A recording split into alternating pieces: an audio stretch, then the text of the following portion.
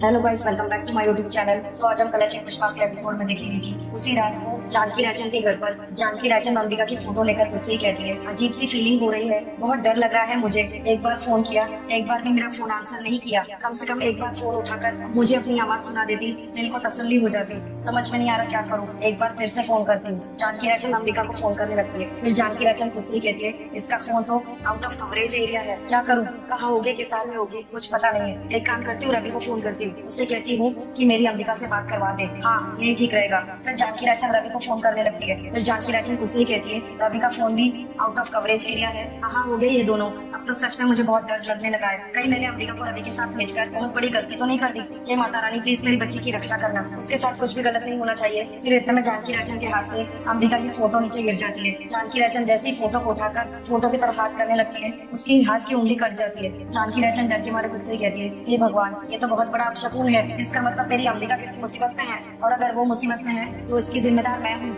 उसे जाने क्यों दिया, और अगर जाने दिया तो उसके पीछे क्यों नहीं चली गई उसकी रक्षा करने के लिए। कैसी माँ हूँ मैं, मेरी बच्ची को मुसीबत में डाल दिया, उसकी जान को खतरे में डाल दिया। I am sorry Ambika, I am sorry मेरी बच्ची। इतना बोल के जानकी राजन रोने लगती है। रेखा चाची के घर पर रेखा चाची सोई हुई होती है, फिर अचानक से रेखा चाची एक बुरा ख्वाब देखकर नींद में बड़बड़ाते हुए कहती है, लाडो लाडो। इतना बोलते ही रेखा चाची अचानक से सदमे में उठ जाती है। फिर इतने में पल्लवी और साक्षी आ जाते हैं रेखा चाची के कमरे में और उससे पूछते हैं, माँ ठीक तो है, माँ सब ठीक तो है ना। फिर साक्षी रेखा चाची को कहती है, माँ इतनी मुश्किल से सुलाया था आपको और फिर आप अचानक से उठ गई। फिर साक्षी कहती है, आपने बुरा सपना देखा है ना कोई। फिर रेखा घबराते हुए कहती है, साक्षी पल्लवी मुझे बहुत डर लग रहा है, मेरी लाडो और रवि किसी मुसीबत में है, साक्षी उन दोनों की जान खतरे में है, मुझे समझ में नहीं आ रहा मैं क्या करूँ, मुझे कुछ करना होगा, मुझे उन दोनों को बचाना होगा। फिर पल्लवी रेखा चाची को कहती है, माँ रिलैक्स, शांत हो जाइए, संभालिए अपने आप को, दी और जीजू को कुछ भी नहीं होगा। हाँ, आप बहुत ज्यादा सोच रही है इसलिए आपकी इतनी टेंशन बढ़ रही है और कुछ भी नहीं। फिर साक्षी रेखा को कहती है, हाँ माँ आप प्लीज एकदम शांत हो जाइए, माँ सब कुछ ठीक होगा, वो लोग अंबाजी के मंदिर में है ना, मुझे पूरा विश्वास है सब कुछ ठीक हो जाएगा, वो अपनी सारी गलतफहमियां दूर करके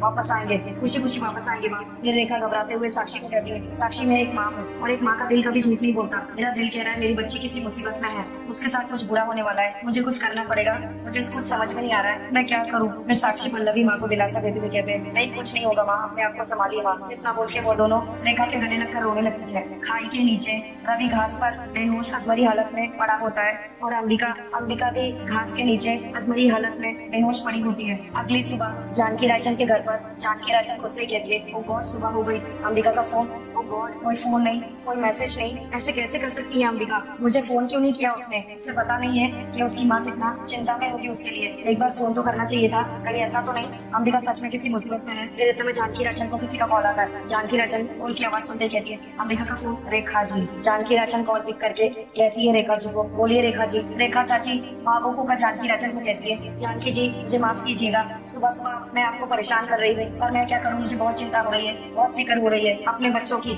मेरे लिए ये जानना बहुत जरूरी है कि मेरे लाडो और रवि ठीक है कि नहीं, उनकी कोई खबर आई, कोई फोन आया, बताइए ना। पूरी रात चिंता कर रही थी, मैं एक पल के लिए भी नहीं सो पाई, मैं तो क्या मेरी पल्लवी और साक्षी भी नहीं सो पाए, डर के मारे अब तो मेरा सब्र टूट गया, प्लीज बताइए कोई खबर आई हो तो, उनका फोन आया हो तो। फिर जानकी राजन रेखा को कहती है, नहीं रेखा जी उनकी कोई खबर नहीं मिली, मैं सारी रात उनको फोन ट्राई करती रही लेकिन दोनों का फोन नहीं लग रहा है। अब तो मुझे भी सच में डर लग रहा है, मुझे माफ कर दीजिए, इन सब की हालत की मैं ही जिम्मेदार हूँ, मुझे सच में उन्हें वहाँ नहीं भेजना चाहिए था। फिर रेखा चाची गुस्से से जानकी राजन को कहती है, रेखा जानकी जी मैंने कहा था ना आपसे, लेकिन आपने मेरी एक बार भी बात नहीं सुनी। जब से मुझे पता चला कि ये दोनों अंबाजी जा रहे हैं, उसी क्षण मेरे मन में ये आशंका आई कि इन दोनों के साथ कुछ बुरा होने वाला है। अब और सब्र मैं नहीं कर सकती हूँ, मुझे बहुत टेंशन हो रहा है। जानकी जी प्लीज आप ही कुछ कर सकती है, आप कुछ कीजिए, किसी भी तरीके से पता लगाइए कि मेरे बच्चे सही सलामत है कि नहीं, प्लीज जानकी जी। फिर जानकी राजन रेखा चाची को कहती है, अब तो बस एक ही रास्ता है। फिर रेखा चाची चौंकते हुए जानकी राजन को पूछती है, कैसा रास्ता। फिर जानकी राजन रेखा चाची को बताती है, हाँ हमें अंबाजी के मंदिर जाना होगा उन दोनों को ढूंढने के लिए। फिर रेखा चाची जानकी राजन को कहती है, ठीक है जानकी जी, हमें जल्द से जल्द वहाँ जाना चाहिए, आप बता दीजिए कब कैसे वहाँ जाना है, मैं सारी तैयारी कर लूंगी,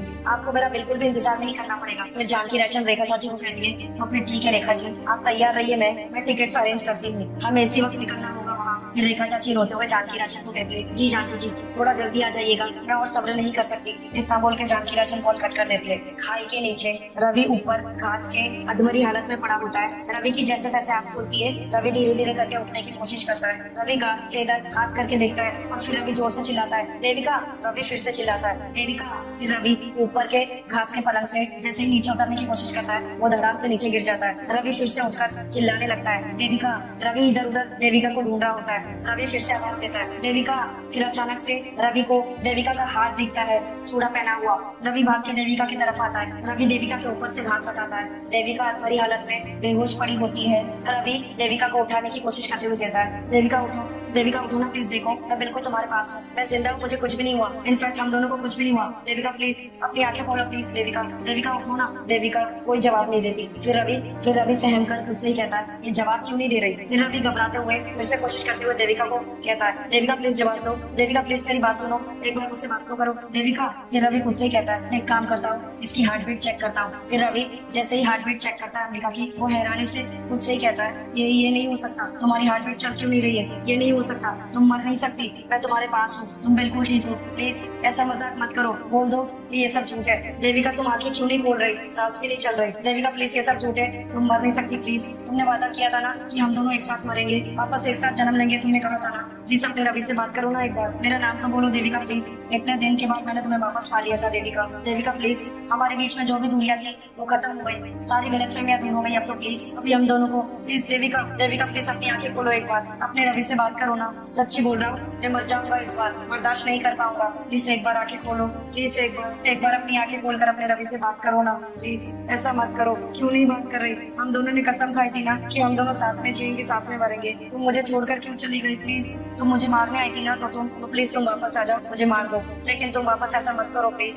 देविका प्लीज उठो ना प्लीज, देखो तुम्हारा रवि एक बार फिर से कह रहा है, देखो मेरा हाथ पकड़ो ना, मेरा हाथ क्यों नहीं पकड़ रही तुम। देविका का हाथ छूट जाता है। रवि बहुत ज्यादा डर जाता है और बहुत ज्यादा रोने लगता है। रवि रोते हुए कहता है, ये सब झूठ है, ये सब नहीं हो सकता, मुझे मालूम है तुम मजाक कर रही हो, तुम मुझसे बदला ले रही हो ना, मैंने तुम्हें बहुत परेशान किया था ना, मैं सच्ची बोल रहा हूँ, मैं आज के बाद तुम्हें परेशान नहीं करूंगा, तुम जो कहोगी मैं वो सब कुछ करूंगा, लेकिन प्लीज एक बार भगवान के लिए आंखें खोल दो अपनी, प्लीज मुझसे बात करो ना प्लीज, मैं वो बकबक भी नहीं करूंगा जो तुम्हें पसंद नहीं है, सच्ची बोल रहा हूँ मैं। और वो मैं क्या बुलाता हूँ, मैं कच नहीं बुलाऊंगा तुम्हें, सच्ची बोल रहा हूँ, नहीं बुलाऊंगा, प्लीज एक बार प्लीज रवि से बात कर लो ना प्लीज, एक बार प्लीज तुम सुन क्यों नहीं रही हो। फिर रवि चिल्लाते हुए देविका को कहता है, तुम मेरी बात क्यों नहीं सुन रही, एक बार प्लीज एक बार, इतना बोल के रवि बुरी तरीके से रोने लगता है। फिर रवि चिल्लाते हुए आसमान की तरफ देखकर कहता है, अम्बे माँ प्लीज मेरी देविका को। फिर रवि अंबिका को कहता है, एक बार आके खोल दो ना देविका प्लीज, सच्ची बोल रहा हूँ, एक बार, मैं क्या करूँ, मैं किससे हेल्प मांगू। फिर रवि उठता है और इधर उधर देखकर आवाज देता है, अरे कोई है प्लीज इधर, मेरी वाइफ यहाँ पर, उससे कुछ हो गया है, उससे चोट लगी है, प्लीज कोई आओ प्लीज, अरे कोई है यहाँ पर, किसके पास जाऊँ मैं। फिर रवि चिल्लाते हुए कहता है, अम्बे माँ प्लीज मेरी देविका को वापस दो। ना बोल के रवि थकार के नीचे बैठ जाता है देविका के पास। रवि रोते हुए देविका को कहता है, देविका प्लीज उठ जाओ ना प्लीज, मैं तुम्हारे हाथ जोड़ता हूँ प्लीज, मैं सच्ची बोल रहा हूँ, मैं सुनाई नहीं दे रहा है मैं क्या बोल रहा हूँ, मेरे लिए आंखें खोलो ना प्लीज, देखो तुम्हारा रवि जिंदा है, तुम्हें भी कुछ नहीं होगा, प्लीज ऐसा मत करो, एक बार आंखें खोल दो, सच्ची बोल रहा हूँ मैं, सारी दुनिया को जलाकर तहस नहस राख कर दूंगा, किसी को नहीं छोड़ूंगा मैं, प्लीज। फिर रवि अंबिका का हाथ देखता है और कहता है, इसका तो बहुत ज्यादा खून बह गया, क्या करूँ कैसे। फिर रवि को अंबिका की वो पिछली बात याद आती है कि जब वो भी ऐसी ही हालत में था तो अंबिका ने उसे मुंह से सांस दी थी। फिर रवि खुद से ही कहता है, हाँ अब यही रास्ता है, जिस तरह लास्ट टाइम तुमने मेरी जान बचाई थी ना, मैं भी तुम्हारी वैसे ही जान बचाऊंगा, हाँ। फिर रवि देविका के मुंह में सांस भरता है अपनी। फिर अचानक से देविका सांस लेने लगती है। फिर रवि खुश होते हुए कहता है देविका को, देविका तुम तो ठीक हो गई, देखो प्लीज कुछ बोलो ना। मैं रवि तुम्हारे पास है, हम दोनों जिंदा है, मैं जिंदा हूँ,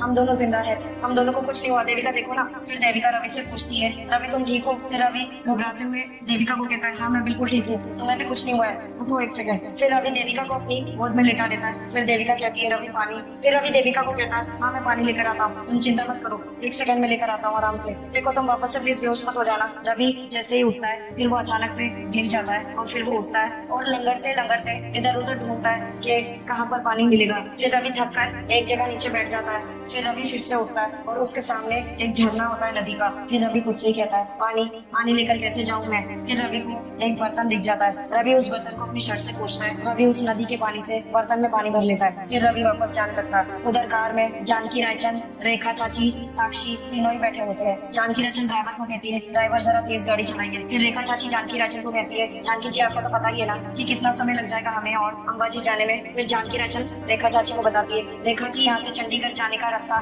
सिर्फ 2 घंटे का है और वहाँ से आधा घंटा और लगेगा। आई एम सॉरी, इससे पहले की कोई फ्लाइट नहीं थी। मुझे तो कुछ समझ में नहीं आ रहा है कि क्या करें। एक एक पल भारी पड़ रहा है, लेकिन सब्र के अलावा हमारे पास और कोई रास्ता नहीं है। फिर साक्षी जानकी रायचंद को कहती है, मैं एक बार फोन करने का दोबारा ट्राई करूँ, क्या पता नेटवर्क एरिया में हूँ। फिर जानकी रायचंद कहती है, हाँ करके देखो। फिर रेखा चाची ड्राइवर को कहती है, भैया जी गाड़ी की तेजी और बढ़ा दीजिए। साक्षी कॉल करने लगती है रवि और देविका को। फिर साक्षी बताती है, अभी भी नहीं लग रहा है फोन। फिर इतने में रवि जैसे तैसे पानी लेकर आ जाता है देविका तक। रवि देविका के पास जाकर बैठ जाता है। रवि देविका को आवाज देता है और कहता है, देविका देखो मैं तुम्हारे लिए पानी लेकर आ गया। देविका फिर से आके बोलो प्लीज। देविका तुम वापस से बेहोश क्यों हो गई? देखो देविका तुम्हारा रवि पानी लेकर आया तुम्हारे लिए। फिर रवि देविका के ऊपर पानी की छींटे मारने लगता है। रवि देविका को कहता है, देविका प्लीज उठो ना, थोड़ा सा पानी, तुमने कहा थोड़ा सा पानी तुम्हें पीना है, तो तुम्हारा रवि तुम्हारे लिए पानी लेकर आया। एक बार आके बोलो ना प्लीज तुम। रवि छींटे मार रहा होता है देविका को। फिर रवि खुद से कहता है, अब क्या करूँ, इसको होश में कैसे लेकर आऊँ? खून बहुत ज्यादा बह रहा है, शायद इसलिए ये वापस बेहोश हो गई। क्या करूँ, खून रोकना पड़ेगा, लेकिन कैसे, क्या करूँ? फिर रवि अपनी शर्ट उतारता है। रवि अपनी शर्ट मारने लगता है। रवि अपनी टी शर्ट का कपड़ा अंबिका के चोट में बांध देता है। फिर रवि खुद से ही कहता है, खून तो बंद हो गया, लेकिन इसे होश नहीं आ रहा है। एक काम करता हूँ, वापस से पानी छिड़कता हूँ। फिर रवि देविका को कहता है, देविका प्लीज एक बार आके बोलो ना प्लीज, क्या करूँ मैं,